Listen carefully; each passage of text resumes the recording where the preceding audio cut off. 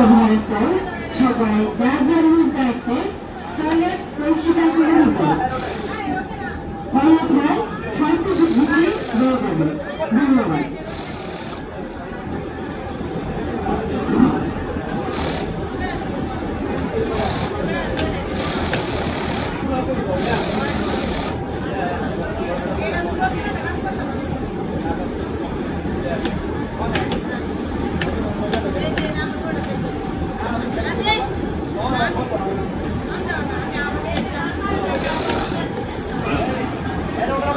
hello,